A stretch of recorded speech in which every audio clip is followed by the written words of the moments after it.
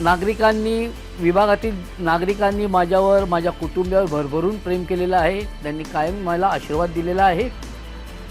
तर ह्या वेळेला जे रिझर्वेशन पडलेलं आहे ते रिझर्वेशन महिला ओबीसी पडलेलं आहे आणि म्हणून आम्ही एक यंग आणि ज्या ठिकाणी शिक्षणाचा एक खूप मोठा प्रभाव असतो की आपले विचार ज्या ठिकाणी संपतात त्याच्या पुढे ज्यांनी उच्च शिक्षण घेतलेलं आहे त्याचे विचार चालू होतात असे सर्व महान तज्ञ सांगत असतात। या सगळ्या गोष्टीचा विचार केला आणि आम्ही डॉक्टर अदिती भास्कर खुरसंगे पांचाळ हिला आपण ह्या ठिकाणी नगरसेवक म्हणून उभे आपण करत आहोत।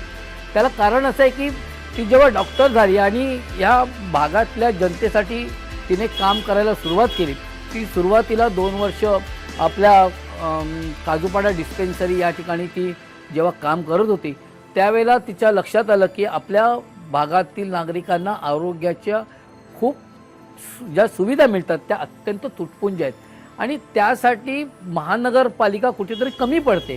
तर हा जेव्हा तिने विचार मला सांगितलं तेव्हा मी तिला अनेक अधिकाऱ्यांची नावं दिली, त्यांना भेटायला सांगितलं आणि त्या सुविधा त्यांना मिळवून देण्यासाठी तिला प्रयत्न करायला सांगितले। परंतु तरीसुद्धा तिची एक तक्रार होती की आपण ह्या सुविधा एवढ्या प्रमाणात का पुरवू शकत नाही आणि ती त्या 2 वर्ष ह्या संपूर्ण काजूपाड्यातील नागरिकांची सेवा करत असताना एक तिच्यामध्ये एक ती ओढ निर्माण झाली समाजसेवेची आणि आज ती आपल्या सगळ्या शाळांमध्ये सुद्धा फ्री हेल्थ चेकअप करते। त्याचप्रमाणे विभागातील अनेक नागरिकांना मोफत सुविधा आरोग्याच्या सुविधा देण्याचे काम करते।